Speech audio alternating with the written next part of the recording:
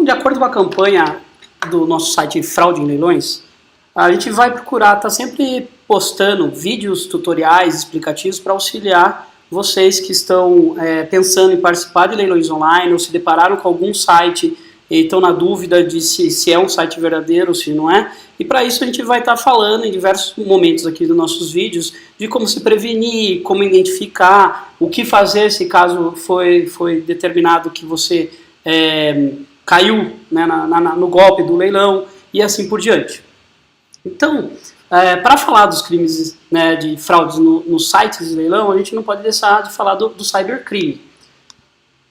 Cybercrime é um termo relativamente novo que apareceu com o advento da internet, o crescimento das ações que existem no mercado voltadas para o crime virtual. Então, todas essas situações a gente vai procurar sempre estar apresentando com o máximo de conhecimento, de maneira didática, para que você possa entender e se prevenir. Bom, as fraudes eletrônicas mais comuns hoje no Brasil são o boleto de registro de domínio, quer dizer, o domínio é o endereço de um site que a pessoa digita lá, né, e você tem que registrar esse domínio. Quando você registra o domínio, é pago uma taxa para o órgão que faz o registro desse domínio, né, uma taxa anual. Então, existem empresas de fraude que emitem esses boletos de domínio e encaminham para as pessoas que registraram algum site e essas pessoas acabam pagando esse boleto. Marcas e patentes do mesmo jeito, né? Para registrar uma marca e patente você precisa registrar junto a uma empresa, né, que faz todo o processo junto aos órgãos competentes. Então, esta empresa tem os seus dados, de alguma maneira os estelionatários conseguem esses dados e emitem boletos muito parecidos que a pessoa acaba pagando. Falsos e-mails de instituições financeiras, quer dizer, aqueles e-mails de bancos, financeiras que vão apontar você para um site um site falso, onde você vai informar alguns dados como conta, agência, senha, e aí acaba sendo levado para um site que vai sequestrar esses seus dados e utilizá-los. Oportunidades de emprego falso, que é aquela onde os estelionatários eles prometem uma colocação em determinada empresa mediante o pagamento de um valor, que normalmente seria o valor do primeiro salário, né? Então, esta é mais uma fraude muito usada. O furto de identidade, quer dizer, os dados acabam sendo roubados e utilizados de maneiras diversas. Isso está ligado aqui à questão das instituições financeiras e também de oportunidades falsas de emprego. O phishing, que é a criação, né, phishing de pescar, né? Esse termo é do inglês, e ele é utilizado nesse mesmo sentido dos sites falsos, quer dizer, as pessoas, os estelionatários criam sites falsos, você acaba achando que é um site de um banco ou um site falso de leilão, e os seus dados são pescados nesses sites. Os sites maliciosos, como a gente pode saber, esses sites eles contêm em seus códigos arquivos maliciosos que podem furtar dados mediante alguma ação que você venha fazer nesse site, furtar dados do seu computador ou e até mesmo do seu celular. Os sites de romance pela internet, onde os estelionatários se passam por uma pessoa, pedem contrapartida financeira em troca de um namoro, de uma ação específica e assim por diante. Então, essa é outra forma. E como identificar, né, os sites falsos de leilão, que é exatamente o que a nossa campanha tem aqui como objetivo principal. Então, identificando os sites falsos de leilão. Aqui uma busca simples, já feita anteriormente, né? Como leilões de veículo, a gente vê os anúncios do Google, e aí é por aqui que esses estelionatários conseguem estar bem colocados, quer dizer, eles criam uma conta junto ao Google, onde eles pagam por anúncio, o Google não consegue identificar que são realmente os dados falsos, e isso aqui é muito fácil de se fazer, né? É muito delicado essa questão, porque para você fazer um anúncio no Google, você não precisa comprovar que você é determinada pessoa, basta pagar. E aí é dessa maneira que os sites, os estelionatários se baseiam.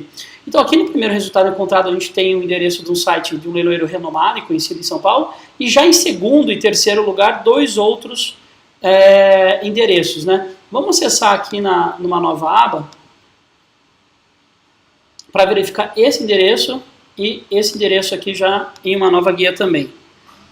Vamos verificar o que compõe esses sites. Então, entrando aqui no primeiro site. A gente observa que nesse momento não há nenhum leilão em andamento ou divulgado. Vamos verificar o segundo aqui. Aqui temos alguns, né, identificados. E o primeiro momento, o que a gente reconhece? Os sites têm uma mesma estrutura de navegação. Além deles serem um endereço .com, a hora que você acessa ele já muda para /home. Então aqui a gente pode ver, né, ele já mudou para /home. Existe uma layoutação muito parecida, então a gente vai ter uma logomarca na direita, um banner, aí os itens de menu, redes sociais na parte superior, uma área de login, que se a gente reparar ela vai se repetir, né? Essas questões não são ligadas diretamente a um site falso de leilão. Por que a gente afirma isso? As empresas que fornecem sistemas de leilão, elas fornecem esses sistemas, a maior parte dessas empresas, sobre uma licença de uso, quer dizer, o leiloeiro ou a empresa de leiloaria aluga o sistema. Né? Então, eles acabam sendo replicados e aí acabam tendo uma aparência parecida. Né? Então, esse princípio de ser layouts iguais, a cara do site é igual, não pode ser dado como principal questão para você identificar, mas pode te levar a um alerta. Se a gente observa um site como esse aqui, que a gente entrou agora, e ele, nesse caso, ele tem lotes e esse aqui não, um primeiro princípio, por que uma empresa vai estar gastando anúncio no Google se ela não tem nenhum leilão para ser exibido? Então isso começa a ser um primeiro sinal amarelo. Segunda questão que a gente pode estar envolvendo é isso. Claro, não é obrigatoriamente o que te conduz a dizer que é um site falso. Mas a segunda questão que a gente leva a verificar é o site falso ou não. Você tem aqui uma denominação de redes sociais no topo do site. Observe que aqui, ao passar o mouse, a gente vê na barra de baixo aqui do navegador, né, se tem ou não endereço essa rede social. Observe que em nenhum caso tem endereço. Então, por que eu divulgo ícones de rede social se eu não as tenho? Bom, o primeiro ponto é esse, né? Então vamos seguindo aqui na nossa observação do site nesses pontos. A área de quem somos, que pode estar trazendo e deve estar trazendo o nome da empresa, os leiloeiros que assinam por essa empresa, o endereço físico dela, um Google Maps com essa informação. Então vamos fazer isso nesse site e vamos também fazer nesse site aqui. Observem que os menus estão exatamente iguais. Mas vamos lá, quem somos também. Enquanto isso, vamos deixar mais uma busca carregada aqui, porque ela muda, né, a cada momento que é feito. Ó, nosso leilão, a gente pode entrar daqui a pouco, aqui a gente pode entrar. arujaleilões.com.br, vamos entrar também para daqui a pouco dar uma olhada no perfil de todos esses que a gente está visualizando aqui. Então aqui eles trouxeram um texto, onde a gente observa que, vamos descer, habilitação, CNPJs. Vejam, ele fala sobre o leiloeiro, mas não diz quem é o leiloeiro. Então, começa, como já mencionei anteriormente, começa a se despertar, né, a possibilidade de ser um site falso. Observe também que a estrutura de links é a mesma. Ó. Entende? Então aqui a gente tem mais um fator importante. Observando esse texto aqui, declaro para todos os fins, cadastro do site, expressão, vamos procurar de novo se existem dados do leiloeiro. Veja, novamente se repete a informação aqui embaixo. Então, é óbvio que um leiloeiro ou uma empresa de leiloaria não vai manter textos iguais. Então, é um fator que desperta, né, a desconfiança. Né? Vamos para mais uma observação. Observe o telefone desse site, ele é um 4004. Ou, aí aqui a gente tem um outro site que ele também tem, né, ele não está... Vamos olhar que não fale conosco, porque ele não tem na parte superior, mas observe que é um 0800. Telefones esses que são facilmente adquiridos através de empresas que fornecem telefonia VoIP. Você não precisa de uma linha física para ter esses números. Então, se eu não tenho linha física, eu estar oculto, a informação de quem realmente eu sou é muito mais difícil. E aqui a gente observa um número 0800 e um número 4004. Outra característica presente, e aí a gente vai poder observar isso em diversas outras situações. Vamos abrindo aqui mais alguns, apesar desses serem .com.br, não serem .com, a gente pode estar entrando em sites reais, e a gente vai notar algumas diferenças nisso, mas vamos deixar aqui eles abrindo enquanto isso. Aqui mais um aqui embaixo, ó. Ok? Alguns que a gente não está entrando porque só de ver o endereço e estando na área, né, sabemos que são sites verdadeiros, mas vamos deixar aqui carregando, né, e já observar que, mais uma vez, ele seguiu, né, o padrão.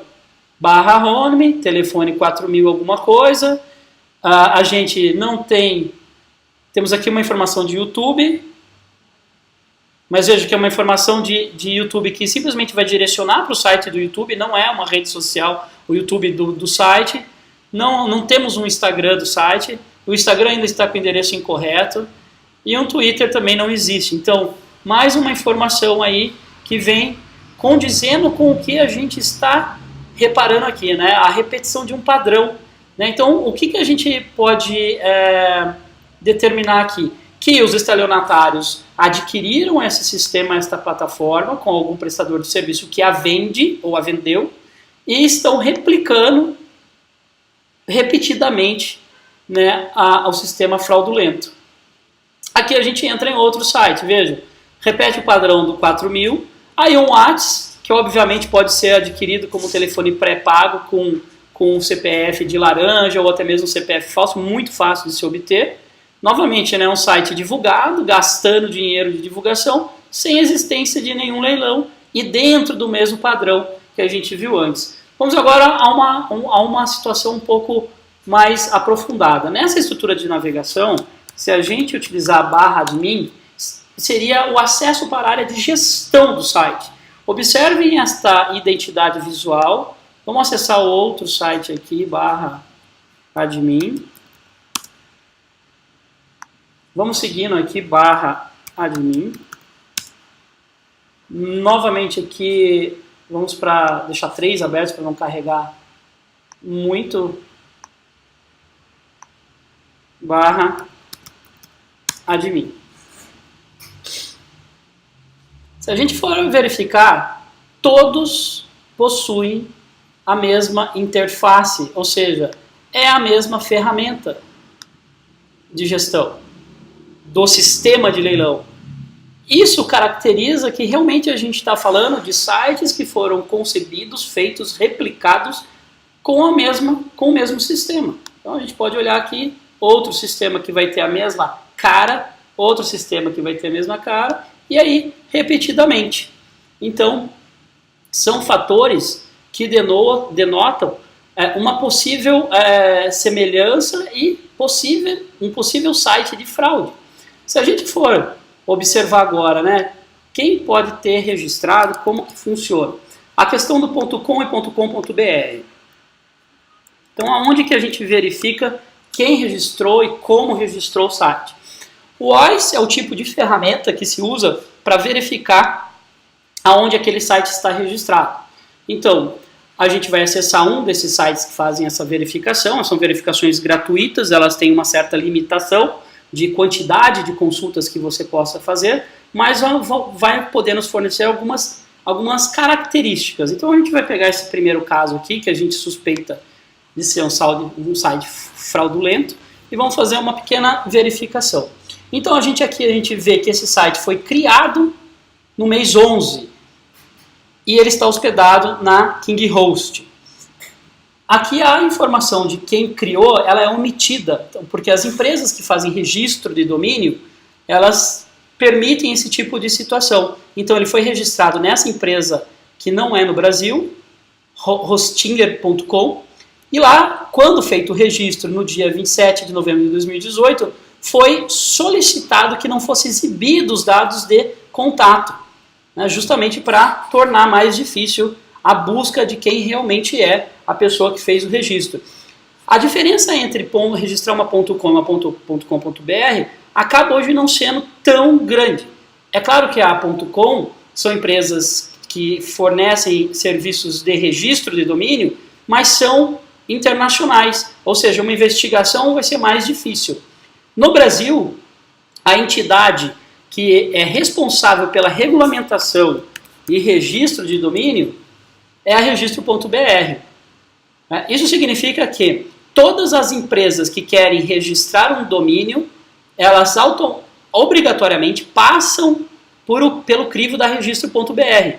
Mas não deixa de ser nada complicado você fraudar um registro de uma .com.br. Por quê? Ele acaba sendo muito simples. Basta você ter uma conta nesta registro.br, e aí aqui, a partir da conta que você tenha criado, vejam que ele só pede alguns dados, aqui não há nenhuma verificação de CPF, CNPJ. Após você criar essa conta, você vai poder registrar um endereço de internet, também conhecido como domínio.com.br, no nome de qualquer empresa e de qualquer pessoa. Então, se os estelionatários usam uma empresa fake, com dados de endereço falso, enfim, ou dados de uma pessoa física falsos, eles podem fazer os registros de qualquer maneira. Mas o rastreamento vai ser mais fácil para as autoridades do que uma .com.